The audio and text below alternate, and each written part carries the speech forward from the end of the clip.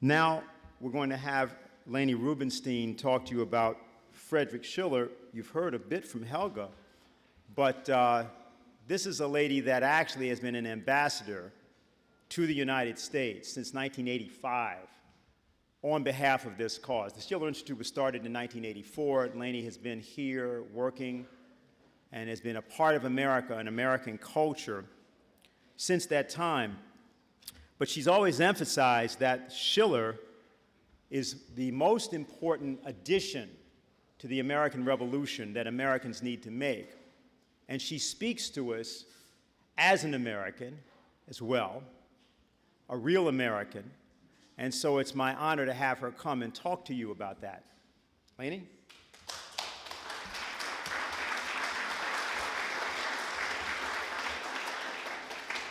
Actually, thanks, Dennis. I just want to make a correction.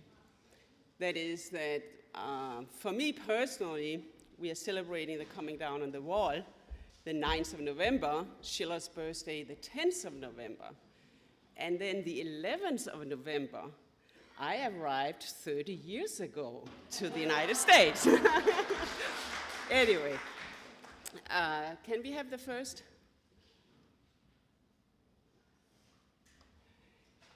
Yeah, Helga talked about the World Land Bridge. And here we have a map of it. She talked about it as a universal image of mankind. And if you look at this globe of ours, this is our garden, which is completely inhabited by mankind collaborating with each other around mutual development, a principle of mutual development. This is where we are. This is an image of an anti-imperial, anti-oligarchical world. And for the first time in the history of mankind, I'm not exaggerating, for the first time in the history of mankind, we have the possibility for making this reality, that this becomes the new era of mankind, where we also as human beings will become different. We'll become like a new species. We'll still have a head and 2 arms and 2 legs, but the way we think and operate among each other will be different.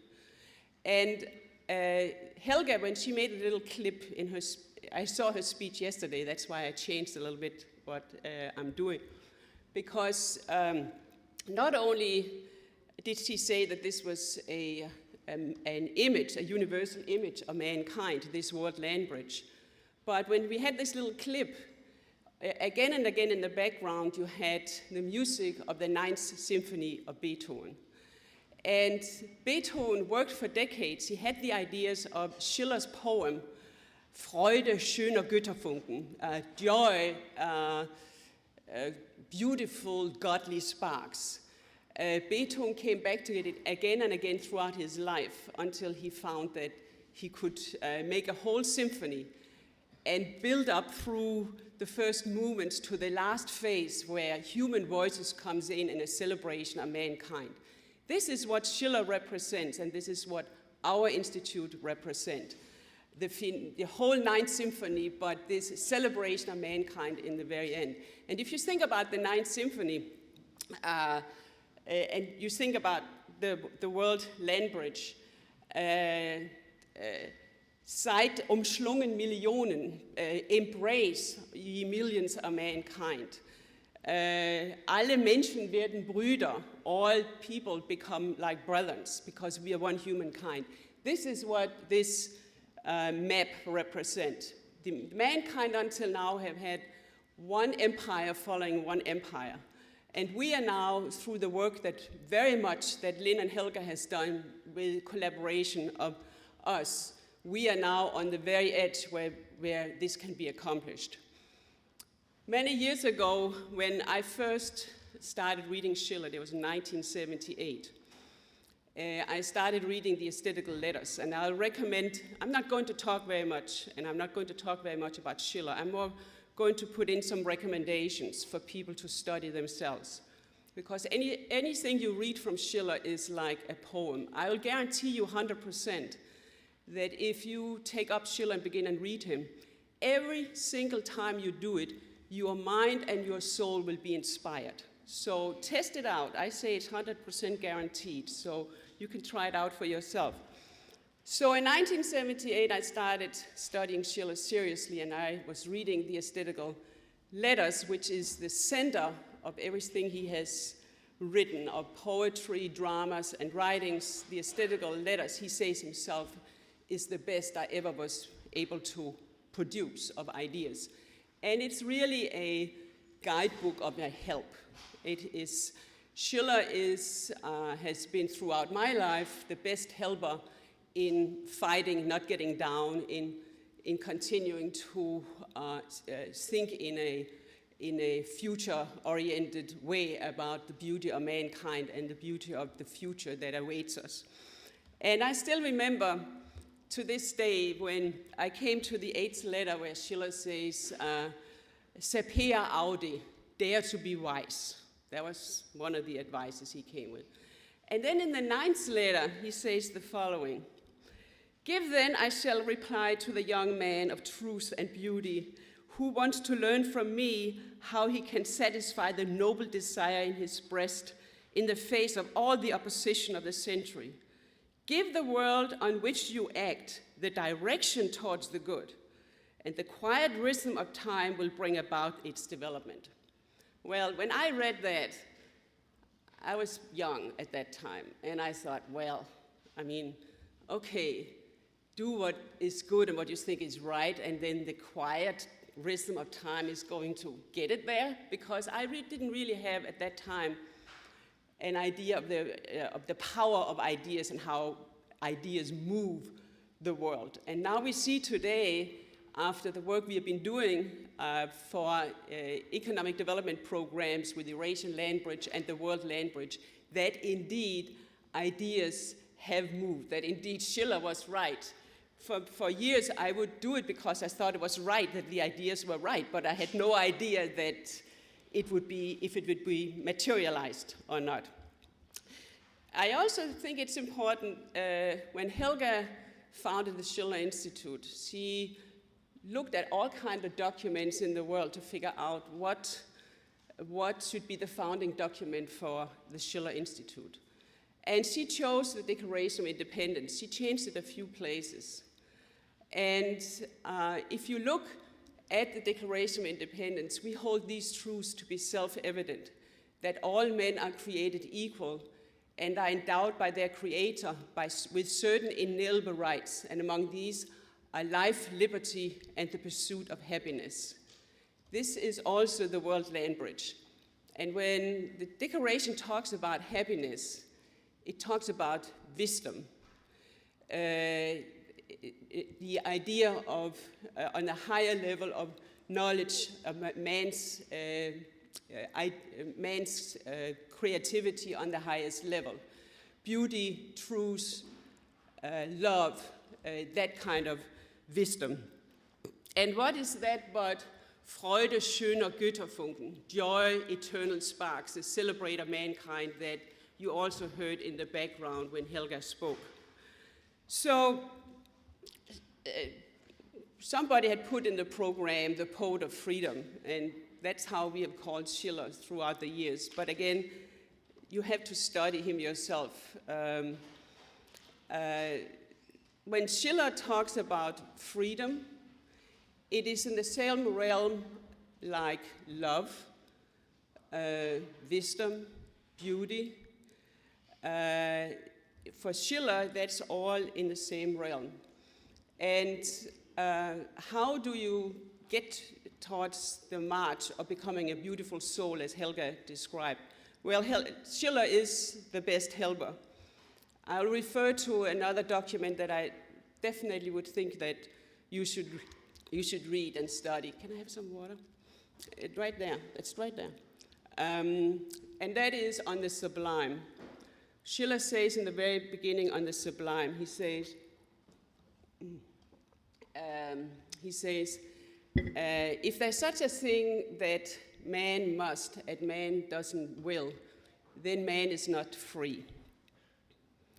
That if there's something that you must, but you don't will, then you're not free. Well, we are all going to die. It's something that we all must do. We are all going to die. The thing is, do we will it? And he has so studied yourself. There's very profound ideas in On the Sublime. The whole question he takes up there is, how can you liberate yourself from not being scared of dying, from not concentrating around your aching body or fear about earthly things? How can you live your life fully? How can you, and when I say fully, I mean in a Schiller way, how can you develop your emotional and intellectual capability to the utmost in order to serve mankind in the time you are alive and after you have died? And because what is the purpose with our lives? Schiller takes that up on a universal history, and I would recommend people to study that, where he says that if you really study thousands of years history back and see how people fought and died and suffered and struggled in order so that we can be here today, and then you think forward to all the generations that are going to come after you, and then he says, if you think like that, then your lifespan, the time where you live, it becomes very easy to live, because you are not anymore a German or American or a Dane. No, you are a part of the human species. That is, it's our purpose in our life is to, Schiller puts it in a little different way, but that's what he says, that the purpose of each one of us is the immortality of the human species. That is, that when throughout our lives, that we have lived have participated to the furtherings of generations to come.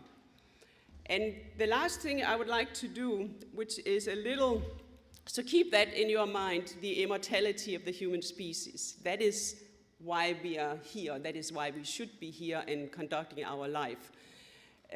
What I want to do, I don't know if it's going to function or not, but this is a test.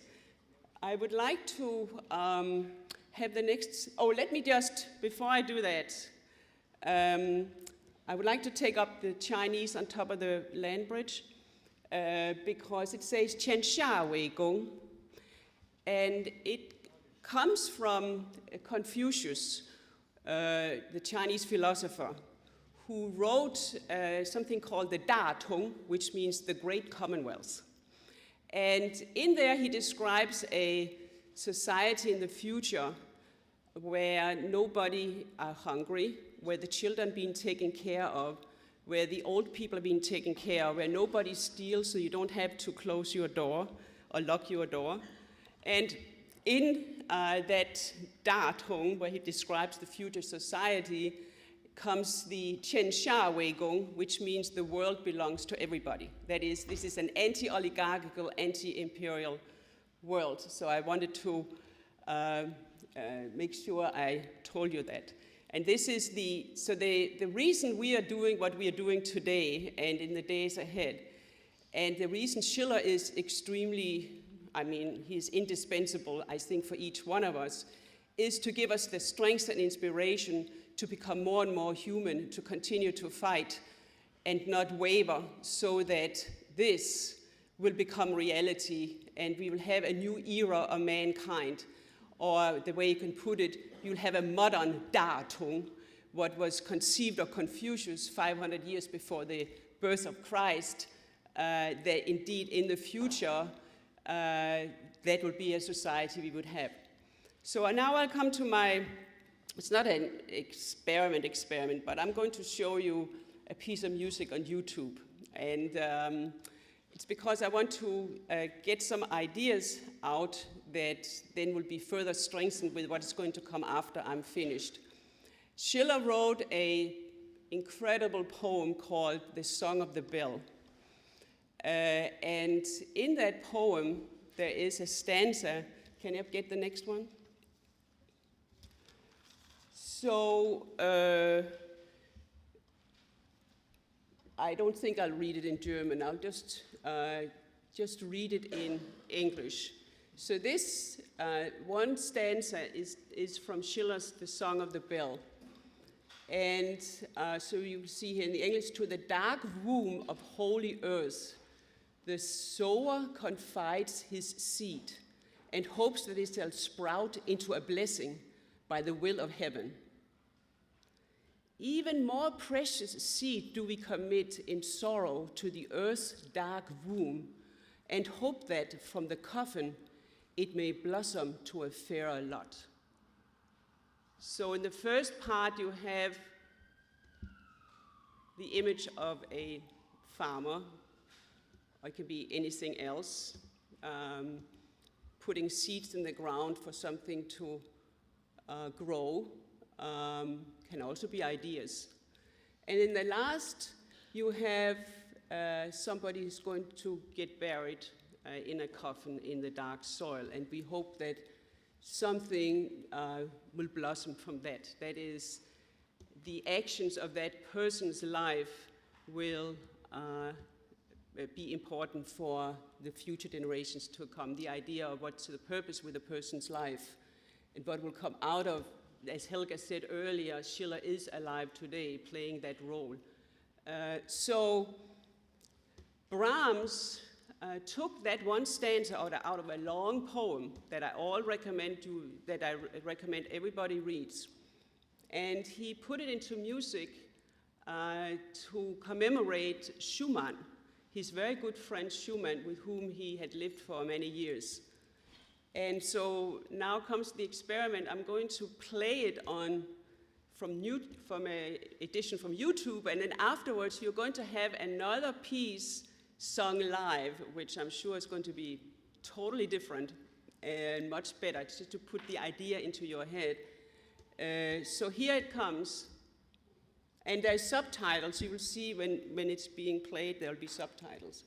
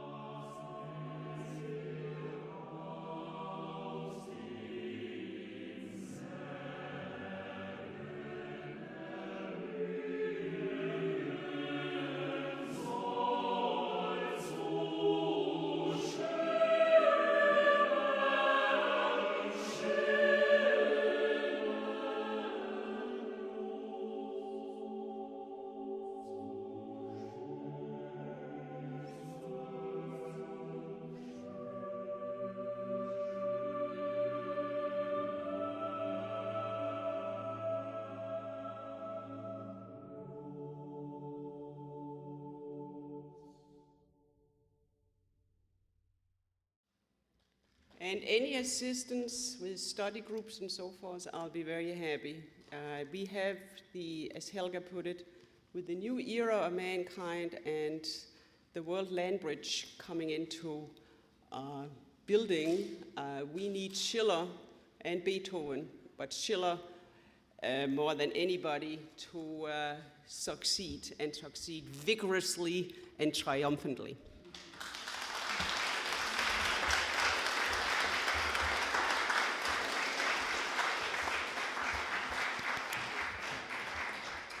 I'd like to have the Schiller Institute Chorus come up, so we will now perform the... You haven't heard us yet. And John Sigerson, who will be directing, will give a little introduction to the piece.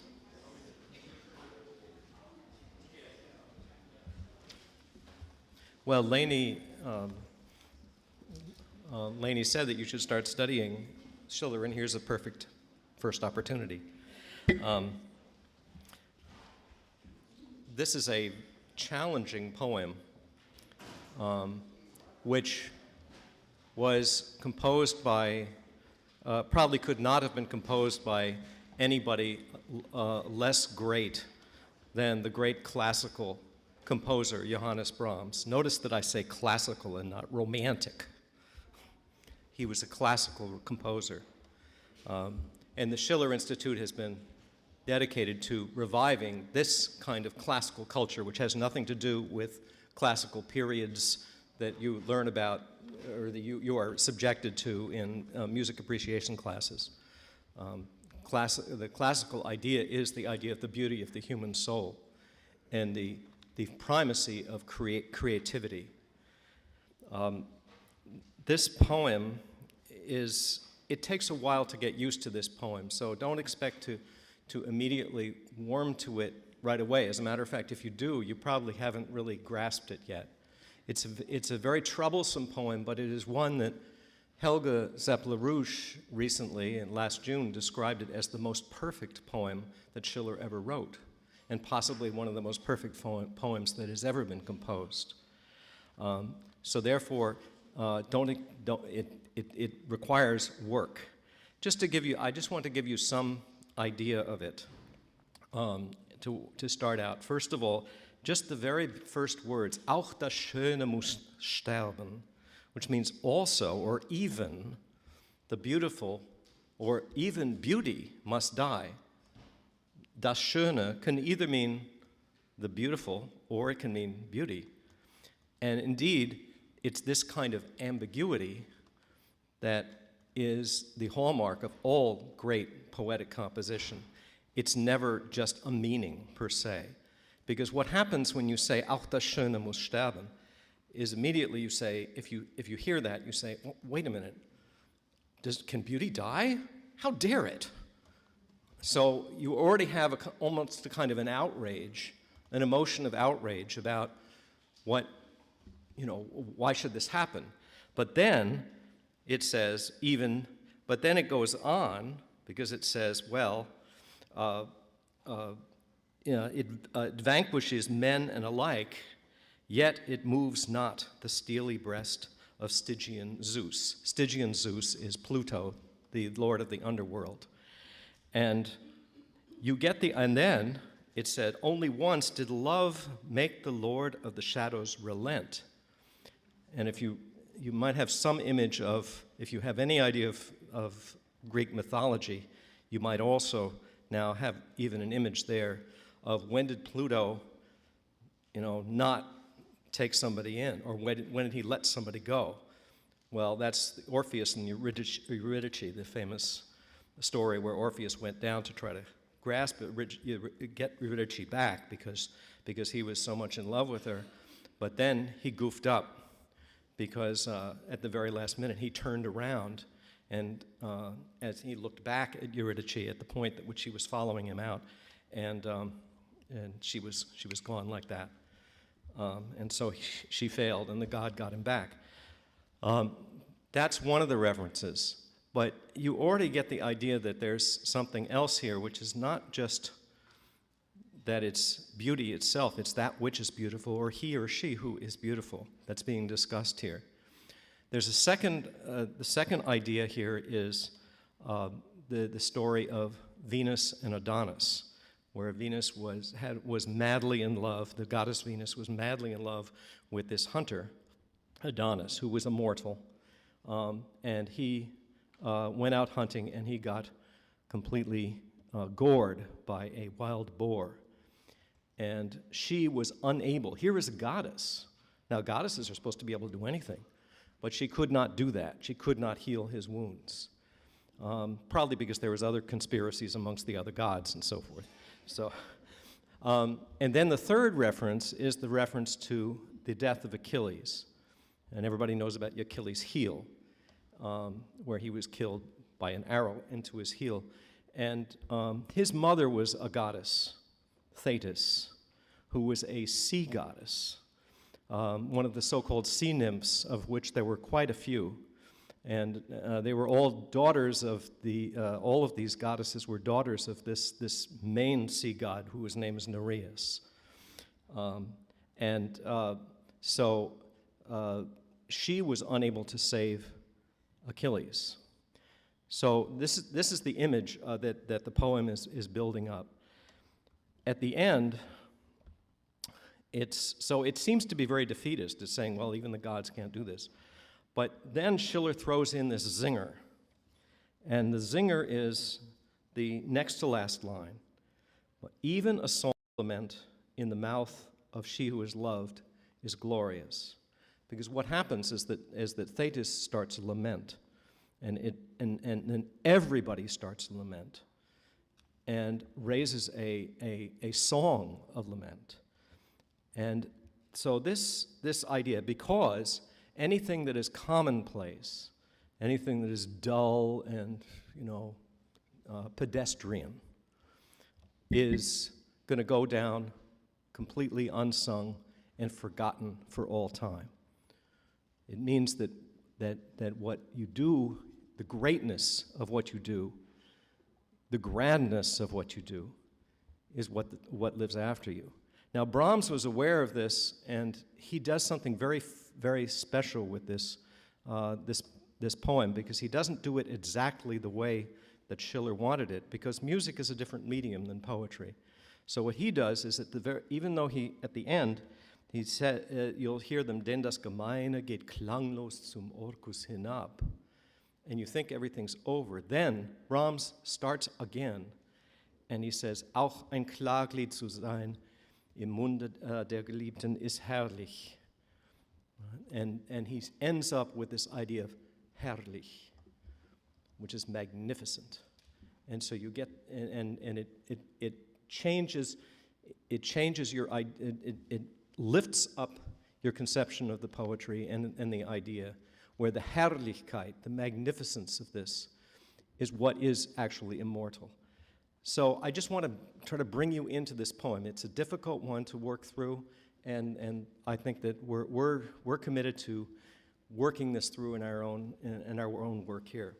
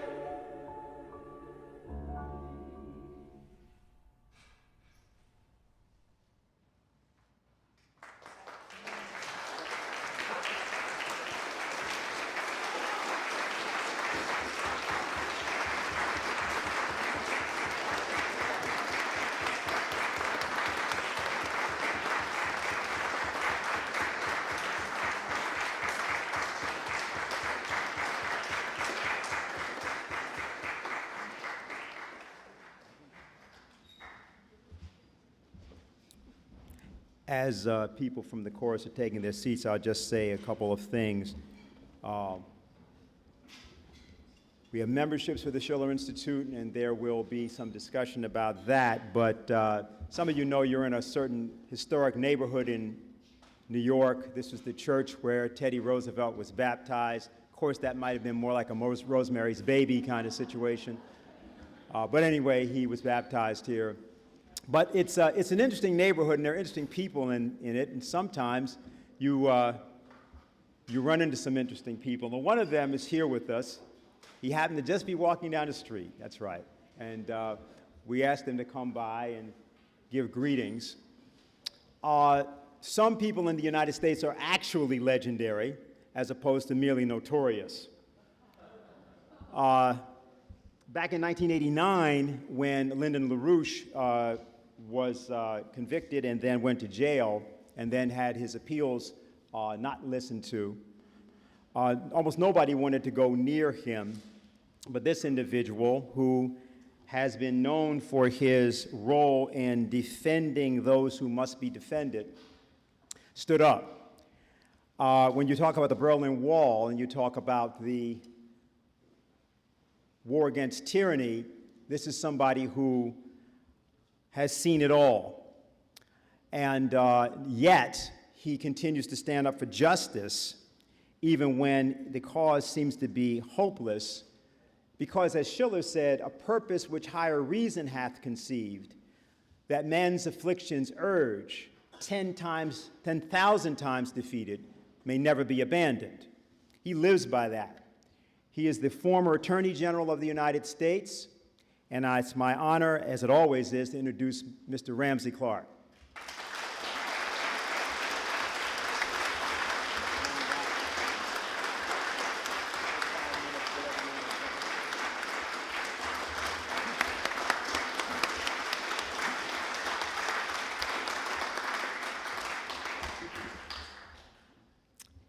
Well, good afternoon.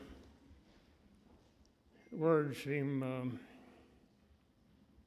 if not useless, feeble after music, as we've just heard it. I have a little saying by the chair where I sit most of my time when I'm sitting. It says, without music, life would not be worthwhile. But I'm not sure that there would really be life without music, because I think it's a big part of life, maybe the best. It rarely gives you a headache, like thinking. But it can give you a headache too, some I've heard. It's just it's the decibels, though, not the rhythm.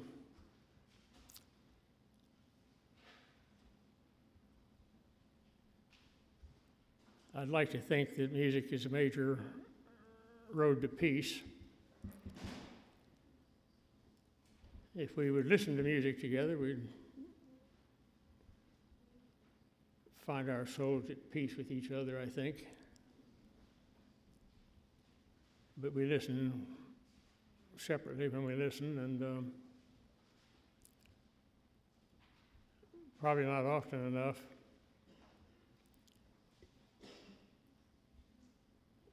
The constant presence of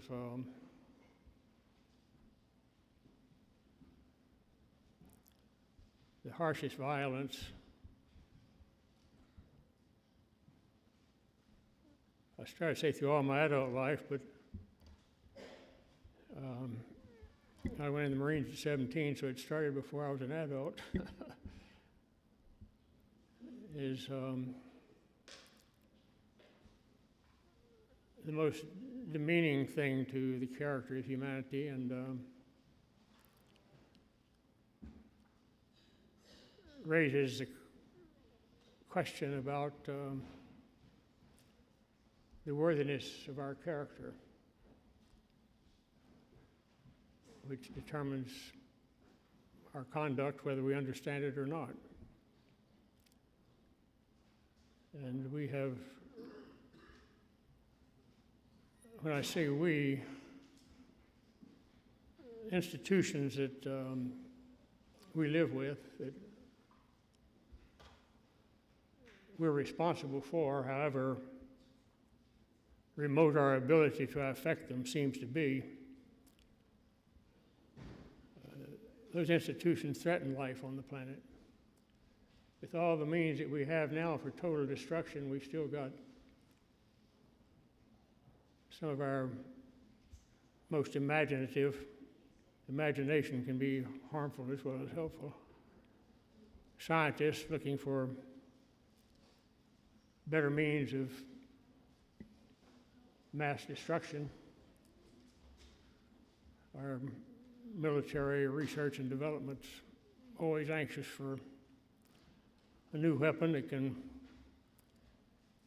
wipe out a major sector of our brothers and sisters and children that we have decided or circumstances have caused us to believe are our enemies. And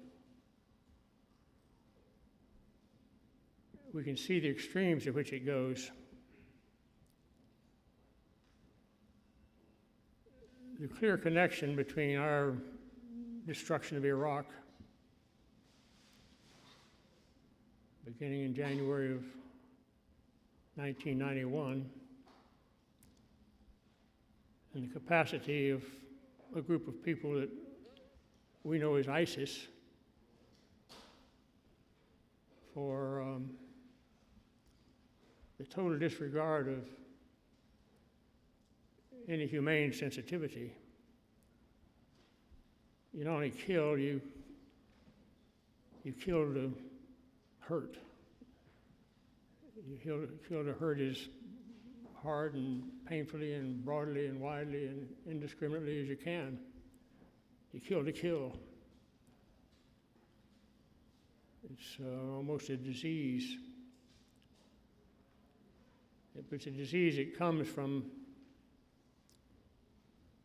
a long period of cultivation, or however diseases come to be, of dehumanization. We watch, I use ISIS because it's in the forefront right now, but it seems to want to seek what you might call the cruelest, the most inhumane, the most unacceptable form of death, of killing. Perhaps in a belief that terror can cause conformity, or at least destroy resistance, capacity for resistance. But we've been at it for such a long time, but thinking that by the creation of more effective means of mass destruction and violence, if we took all the money we'd put into means of killing people and that we spent on it and put it into health or education or things that are good for children, it'd be quite a different world. But our military expenditures go on, and our scientists still seek cheaper means, more effective means, more widespread techniques of killing people. And we have to wonder, God bless our children, they're amazing. You think they're going to be little demons if they look at what we do. But there's still hope with our children that they can rise to the spirit of humanity that has always promised the possibility of peace. I mean real peace, where you simply refuse to hurt somebody else, individually or collectively.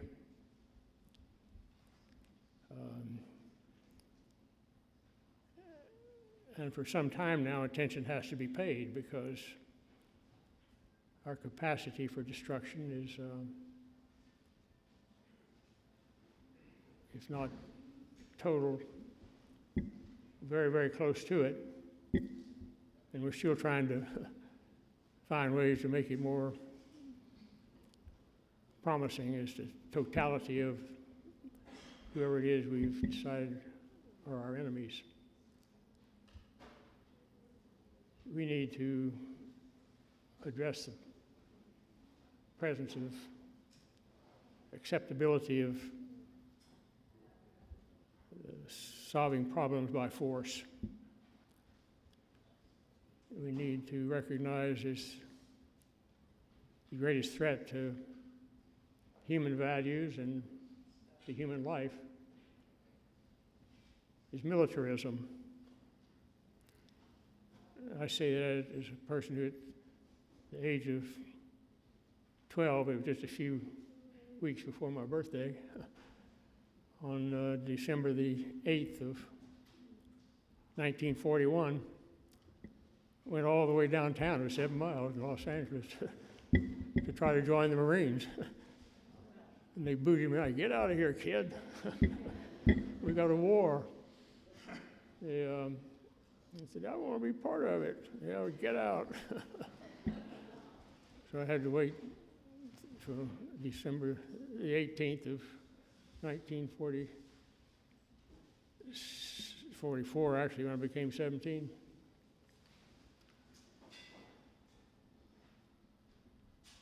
I know we here talk about peace, desire peace, believe in its possibility,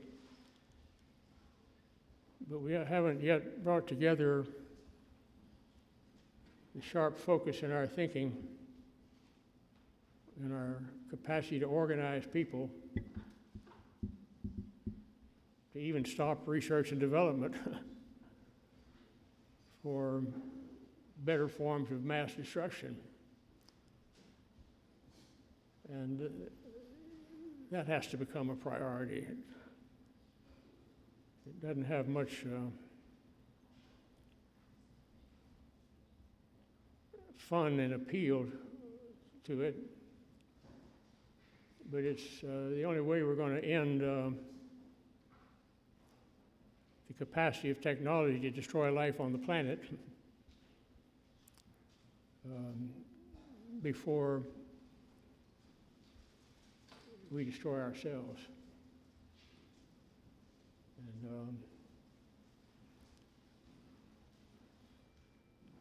the way is clear. It's through the human heart, the human mind, and the realization that we love each other, and I find this very lovable, or we'll die. Not a peaceful death in the midst of loving friends, but by violence, and proud of the cunning that enabled us to devise such wonderful means of mass destruction that we could take out half a people or half a continent, or finally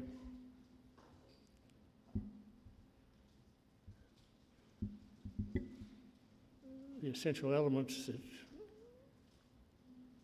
we found on this planet when we arrived for a good life with love and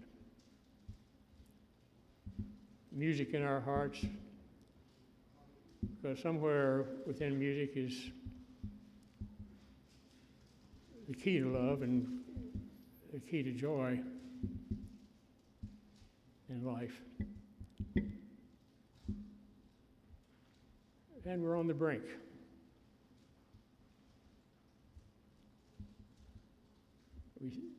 You know, we don't see the massive wars, although they're lurking. But we see a new and significant element that sees killing, just killing, as an end in itself. And that has been created by the value systems of societies that have not only endured but celebrated war after war.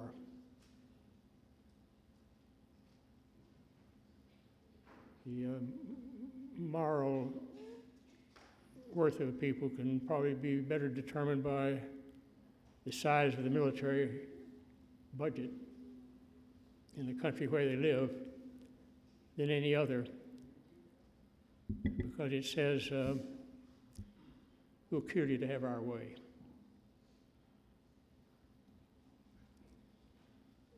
I'm an optimist, which is one of the reasons that people don't take me very seriously. But I'd rather not be taken seriously than refuse to believe that we shall overcome. I saw us marching toward that in race relations. It was beautiful. And it showed the possibility of marching and singing. And if you're marching, you better be singing, because otherwise you're probably carrying a big gun. That we can overcome. But we are in a race between education and catastrophe. And catastrophes closing in. And on that optimistic and happy note, I say, let's sing our way to peace. Thank you.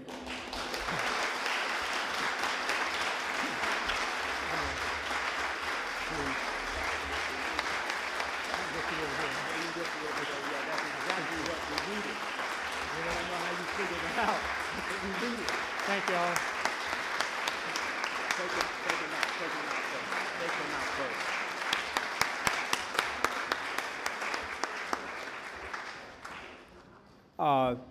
Now, I want to thank, obviously, Attorney General Ramsey Clark for that remark. He has to leave now, so please join me in thanking him again for what he had to say.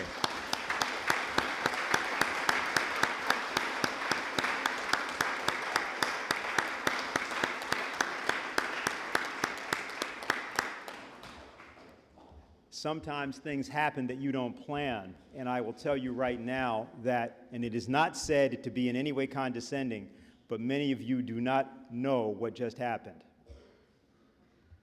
You don't know what had just happened. Vladimir Putin will know about that. It's important to think about these things. Now, of course, Dr. Ramsey Clark said something about young people at the end. I want to now introduce the co-sponsors of this event. And then after that point, we're going to go to our repast. So am I seeing you, Lynn? Where are you? Ah, you're here, okay. Lynn Yen, from the Foundation of the Revival of Classical Culture. And then she's going to introduce her guest.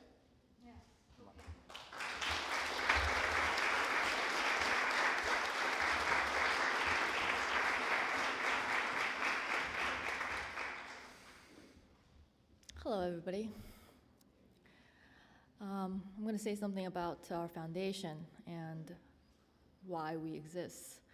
The Foundation for the Revival of Classical Culture was founded with the idea that all people not only deserve access to the highest ideas, highest cultural ideas of mankind, but that it's necessary that people have access to these great ideas, that human development will not move forward unless people actually are able to practice it, that there will be no progress unless we have those great culture upon which to to take the next steps. And the reason that our foundation was founded is actually in large part due to the work of the Schiller Institute. And of course, Schiller is of utmost importance because of what he said about culture, that it is culture that will make people free. He has this really great idea about man, that Schiller believed that all people are born with this ideal person within us. And it is whatever our path in life, it is our destiny, and it is actually our duty to become united with this immutable unity within us. And that's a really beautiful idea of man. And he said that person is a beautiful soul, and it's what Helga said, that a beautiful soul is somebody for whom their passion and their duty, and their freedom, and their necessity are the same. And of course, today, as we go along in life and doing things, it's very easy to do things that are good for ourselves. It's easy to do things that are selfish or that benefits us. But how do you go about doing things that are great, that serves the greater good? And it's that practice of culture. It's the elevation of the person from the inside that makes us individuals in society capable of becoming great individuals, of doing what is necessary through, as if it is not just as if, so that it is the most natural thing for us to do. And a lot of us, so when the soul becomes beautiful, when he's talking about the education of the soul, the soul becoming beautiful, then it's natural for people to do what is necessary and what is good. Schiller said that it is through culture that we have to do this, and that's why our foundation is founded, to help people become beautiful from the inside out. This is the famous quote from Friedrich Schiller, that it is through beauty that one proceeds to freedom. It's the beauty of the human mind, of beauty of the human soul. So this is, our foundation have this mission, which is to make great classical culture, and especially classical music, as a method to which people can become improved from the inside naturally. And just to say something about classical music or the practice of music. Musical practice, this is through over 600 studies that's clinical studies that have been done in the past 30 years. Musical practice is the only activity that engages every single part of the human brain. The human brain actually becomes enlarged and changed. The human mind becomes changed, but if you do a physical mapping of the human brain, it becomes actually physically changed, and you can see that change. And that's not something you could say about math, but you could say that about music, all right? And of course, music touches our soul, and classical music is unique in that it is both beautiful and intellectual. And so with classical music, you're engaging in the enjoyment of something beautiful while doing all that to increase the potential of the mind for all kinds of possibilities. Now, I recently had a trip to China, and there's great progress being made there in science and technology and economy. But I personally think, for example, a worrying aspect of what I saw in China is that there's been too much absorption of Western pop culture. There's a lack of seriousness, I think, about classical culture and classical music, for example, that I observed in a concert that I attended in Shanghai. But the importance of culture to catch up with the economic development is perhaps one of the reasons why, when I was there, President Xi Jinping put a very big emphasis on the revival and the practice of Confucianism, for example, and classical culture and art, which he mentioned and greatly emphasized. And because in the long run, it's not enough that people make money. People have to become a great people. And that's what classical culture does. And it is actually the most, because it has the most amazing mass effect on a personal level, and that is personally felt. You know, rather than the mass effect of pop culture that is mass-produced and marketed.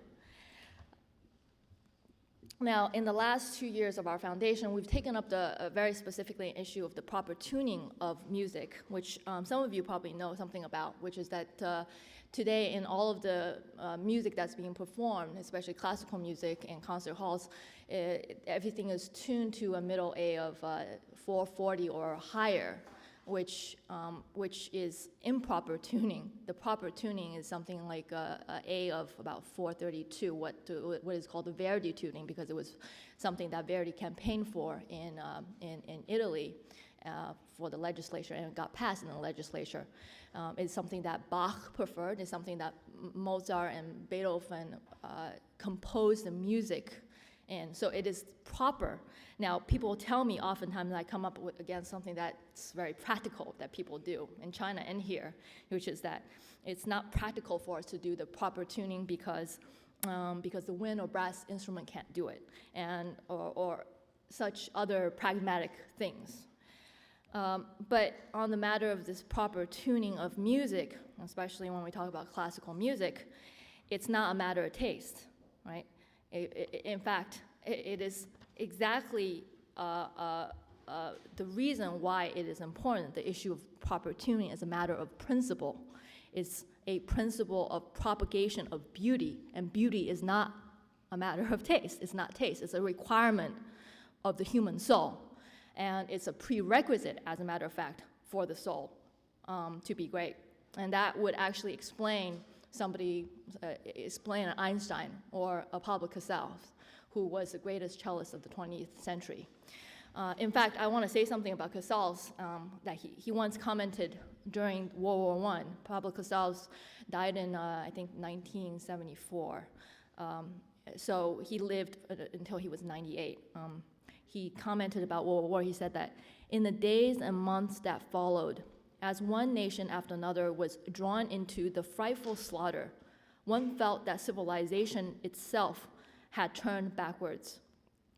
Every human value was perverted, violence was enshrined, and savagery replaced rationality. The man who killed the largest number of his fellow men was the greatest hero. All of man's creative genius, all knowledge, science, invention, was concentrated on the production of death and destruction. And for what purpose were millions massacred and other millions left homeless and starving? People were told that it was a war to make the world safe for democracy. I think we've heard that before. Within a few years after its ending, a dozen of nations that had fought in it would be griped by dictatorship, and preparation would be underway for another great world war. Now, he said that it was during this time that he felt it was all the more important and necessary to play the works of Bach, Beethoven, and Mozart, which so exemplified the human spirit and the brotherhood of man. Now, Pablo Casals said that I am a man first, an artist second, and as a man, it is my obligation to the welfare of my fellow man. I will endeavor to meet this obligation through music because that's the mean that God had given me, since it transcends language, politics, nation, and national boundaries. My contribution to world peace may be small, but at least I will have given all that I have, that I can, to an ideal that I hold sacred. I think Pablo Casals gave a lot more than, he gave not a small contribution. But it's interesting that he identified himself with humanity first and as a musician second. And that is the thing about classical culture. I think, that's what makes him great, because he practiced a great culture.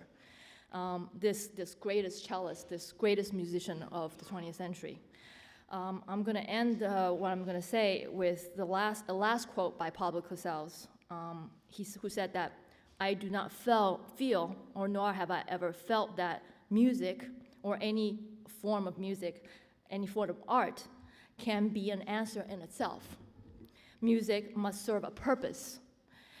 It must be a part of something larger than itself, a part of humanity. And that is indeed at the core of my argument with music today, that it lacked humanity. A musician is also a man, and more important than his music is his attitude towards life, nor can the two be separated. And actually, that is my argument with the music today, too. And I think, people here know, and actually people in the world knows inherently what is great and what is beautiful about human beings and what is the most elevated of music. I mean, that is why when the Berlin Wall fell, it was Beethoven's Ninth Symphony that was, it was the Ode to Joy that was performed, that all men shall be brothers. And it's not Jimi Hendrix or the Rolling Stones or anybody else, all right? So that is why classical culture and classical music is paramount. And our foundation have been organizing concerts and symposiums, and actually we, this year in 2014, in the summer, had a music and science program involving students from about 16 different public schools. And some of the students are here in the audience. Actually, would you guys stand up, those of you who are with us?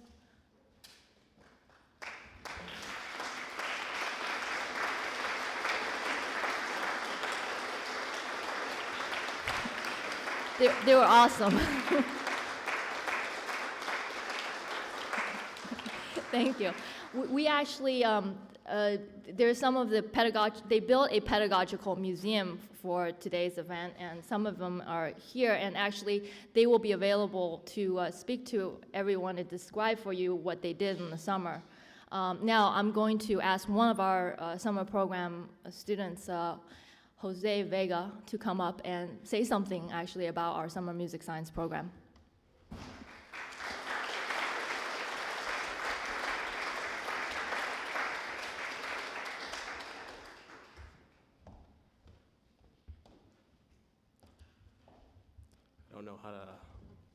I don't know how to start, so I'll just say hi. I think what I'm going to talk about most is what stuck to me the most from this program. And before I start and explaining my lesson, I'd like to say that what I'm about to say is what Dan taught me himself. So I don't know if we can give him a hand or if it's...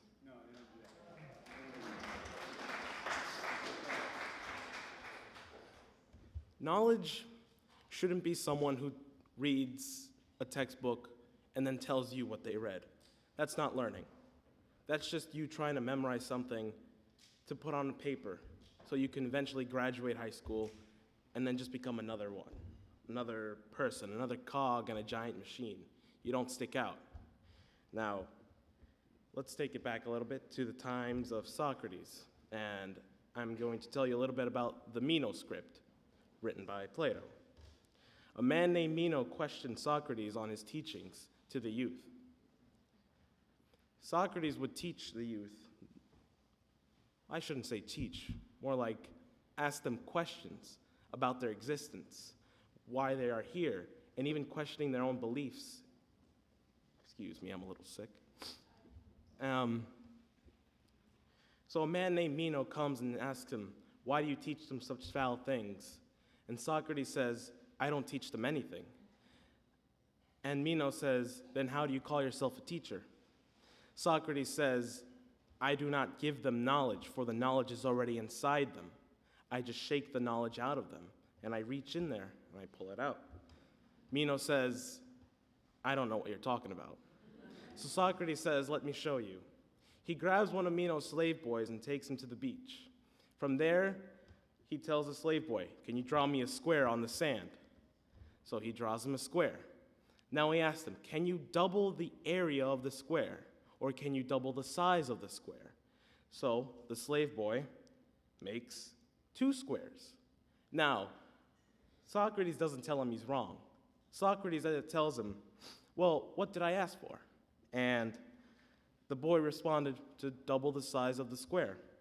And Socrates says, yes, but it also has to be a square. So he decided, well, maybe if I put 2 rectangles together, I might get double the area of the square. Now, I hope I don't give it away, but here This is a square, and it is bigger in size. However, this is 4 times a square. So what Socrates asked him was, well, why can't this be twice the square? Then the slave boy realized that it was 4 times the square. So then Socrates asked him, well, what did you do the first 2 times? So the slave boy said, well, the first time I added a square. The second time I added 3 more squares. So Socrates said, well, why don't you try something different? So what the slave boy did was, instead of adding squares this time, he took away squares, and he got double the square. So my point here is that Socrates never told him what the answer was, nor did he tell him he was wrong.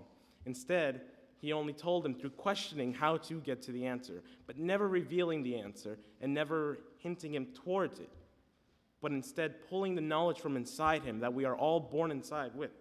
That didn't come out right.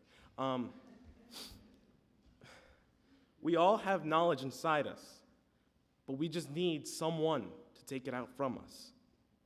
Now, there was a man named Aristotle who said that we are born as blank notebooks, and that as life grows on, that it gets filled in. Well, there's a piece called Aristotle Admires Homer. Now, Homer was blind, so Aristotle believed that our greatest senses are the ones where we touch and feel. So he is touching the bust of Homer. He is admiring him. But the irony is that Homer's beliefs were completely different. That when we are born, we are predetermined with our personality and knowledge, but we just need to come out. We just needed to make it come out. So, really, the bust of Homer is admiring Aristotle, and Aristotle isn't admiring Homer, because Homer realizes that his philosophy is faulty in a nice sense. And one more thing I'd like to point out is a favorite person of mine, Johannes Kepler. Now, during the times of Johannes Kepler, there was a debate on whether the planets moved around the sun, or if the sun moved around the earth around the sun, vice versa. But the problem was, people would always ask, how does the sun move? How does it do this? What were the mechanics of it? But Kepler decided, I don't want to know the hows. I want to know the whys. Why does the earth move around the sun, or why would the sun move around the earth? So he didn't stop to find his answer. He tried every possible thing and nothing worked. Until one day he decided to try the most obvious thing that was always in his face, to try music. People looked at him like a fool, that he should be shunned out of the science community. But eventually he found out that the scales were in harmony with the way the planets moved. And he even figured out that there were more planets past Saturn, because at the times they couldn't see past Saturn. They didn't have the technology we had today. So, going back to my original point, everyone has the answers that we all seek. We just need to shake them out of ourselves. Thank you.